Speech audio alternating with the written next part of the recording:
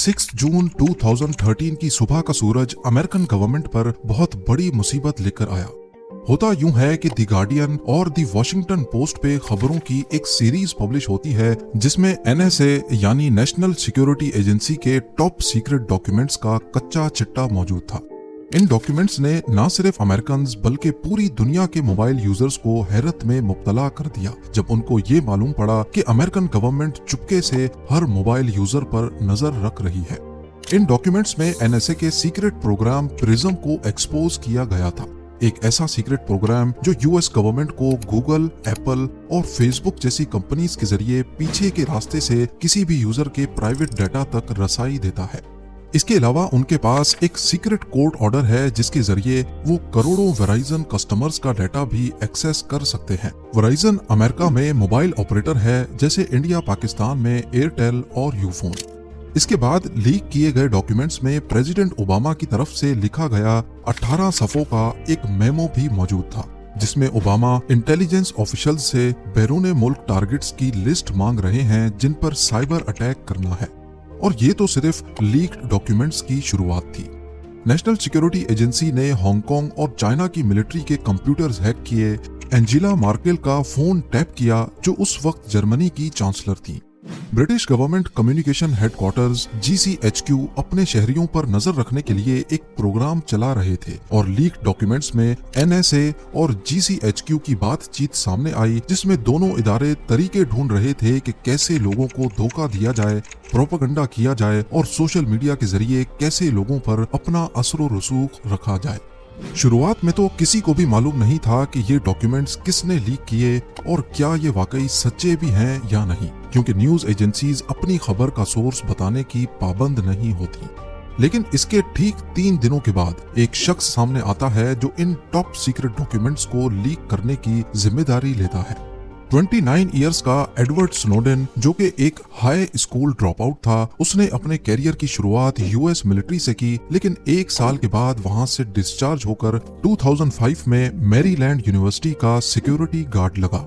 Edward Snowden बेशक ही पढ़ाई में अच्छा नहीं था, लेकिन उसकी कंप्यूटर स्किल्स इतनी मजबूत थी कि CIA ने उसको जॉब पर रख लिया। CIA के साथ कुछ साल बिताने के बाद 2009 में अमेरिकन टेक जायंट डेल ने उसको हायर कर लिया। डेल के पास उस वक्त नेशनल सिक्योरिटी एजेंसी के कंप्यूटर सिस्टम्स को अपग्रेड करने का कॉन्ट्रैक्ट भी था, तभी उन्होंने एडवर्ड को भी इसी प्रोजेक्ट पे लगा दिया। जहां पहले उसका रोल सुपरवाइजर का था, बाद में वो साइबर स्ट्रेटेजिस्ट बन गया। यहाँ तक तो एडवर्ड स्नोडेन CIA और NSA के लिए हीरे की मानंद था, तो फिर आगे ऐसा क्या हुआ जो उसको इन्हीं एजेंसीज की तरफ से गद्दार कहा जाने लगा। असल में एडवर्ड का साइबर स्ट्रेटेजिस्ट से गद्दार बनने के पीछे एक वाकया हुआ था। NSA के कंप्यूटर्स ऑपरेट और अपग्रेड करने के दौरान एडवर्ड को मालूम पड़ा कि नेशनल सिक्योरिटी एजेंसी के पास किसी भी मोबाइल यूजर का पर्सनल डाटा एक्सेस करने की पावर मौजूद है। उसने कुछ रिकॉर्ड्स भी देखे जो पहले उसको लगा कि शायद ये इंटरनेशनल क्रिमिनल्स के रिकॉर्ड हैं, लेकिन असल में ये क्रिमिनल्स नहीं बल्कि अमेरिका के अमन पसंद शहरी थे। उसी दौरान अमेरिका की कांग्रेस में इंटेलिजेंस के मुद्दे पर एक बहस चल रही थी। रॉन वाइडन जो कि एक अमेरिकन पॉलिटिशियन हैं, उन्होंने भरी कांग्रेस में नेशनल सिक्योरिटी एजेंसी के डायरेक्टर जेम्स क्लैपर से एक सवाल किया कि आपकी एजेंसी अमेरिकन का डाटा इकट्ठा करती है या नहीं। कांग्रेस का ये सेशन नेशनल टेलीविजन पर भी ब्रॉडकास्ट हुआ। जेम्स क्लैपर ने करोड़ों लोगों के सामने बोला कि नहीं, हमारा काम सिर्फ फॉरेन इंटेलिजेंस है। एडवर्ड स्नोडेन उस वक्त टेलीविजन पे अपने डायरेक्टर को साफ साफ झूठ बोलता देखकर हैरत में पड़ गया। उसको इतना गुस्सा आया कि 3 दिनों के बाद उसने डेल की जॉब को छोड़ दिया जहां से वो सालाना $2 लाख कमा रहा था। 2013 में उसने डेल को छोड़कर बूज एलन हैमिल्टन को ज्वाइन किया जो कि US मिलिट्री, CIA और NSA के लिए काम करती थी। यहाँ पर भी उसको NSA के ही एक प्रोजेक्ट पे लगा दिया गया। नेशनल सिक्योरिटी एजेंसी का कहना है कि एडवर्ड ने हमारे सिस्टम से इतनी फाइल्स चुराई हैं कि उनका अंदाजा लगाना भी मुश्किल हो रहा है, क्योंकि उनकी तादाद 20 लाख से भी ज्यादा हो सकती है। लेकिन एडवर्ड ने ऐसा क्या किया जो वो टॉप सीक्रेट एजेंसी की फाइल्स कॉपी कर गया, वो भी किसी को भनक पड़े बगैर।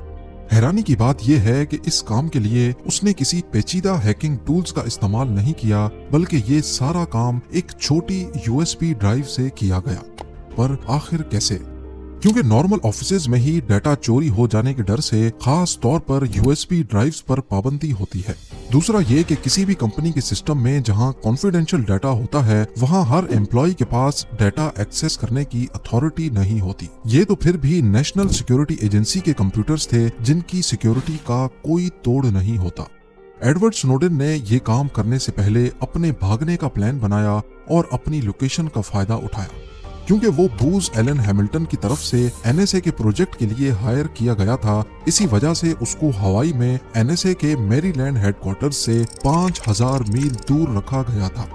हवाई मैरीलैंड से 6 घंटे पीछे है, जिसका मतलब कि जब एडवर्ड अपने हवाई ऑफिस में काम करता उस वक्त तक एनएसए के हेडक्वार्टर्स में सब चले जाते थे।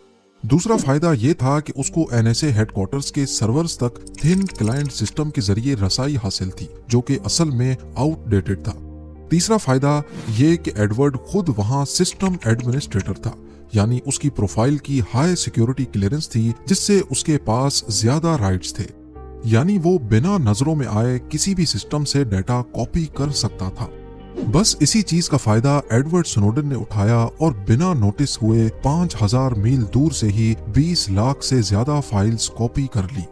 हवाई ऑफिस में सिर्फ 4 हफ्ते काम करने के बाद एडवर्ड ने एनएसए के करतूत दुनिया के सामने लाने का फैसला किया।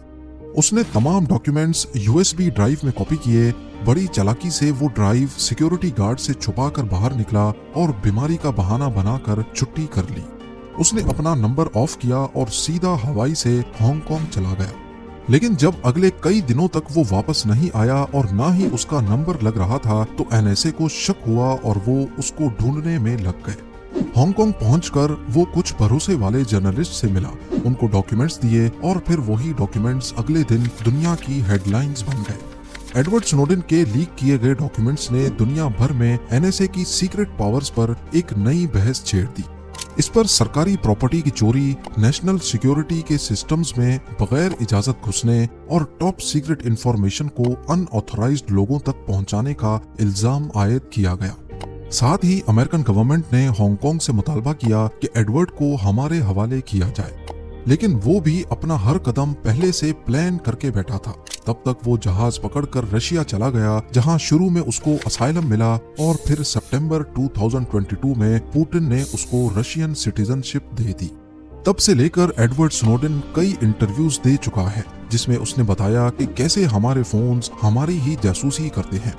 उसने नोजी स्मर्फ नामी एक टूल का जिक्र किया जो हमारे फोन के माइक्रोफोन का एक्सेस सिक्योरिटी एजेंसीज को देता है, जिससे वो आसपास की आवाजें बिना किसी रुकावट के सुन सकते हैं। कुछ लोग एडवर्ड स्नोडेन को गद्दार समझते हैं, जबकि कुछ का मानना है कि वो एक हीरो है जिसने एनएसए का असल चेहरा दुनिया के सामने बेनकाब किया। इस बारे में आपकी क्या राय है, मुझे कमेंट सेक्शन में जरूर बताइएगा।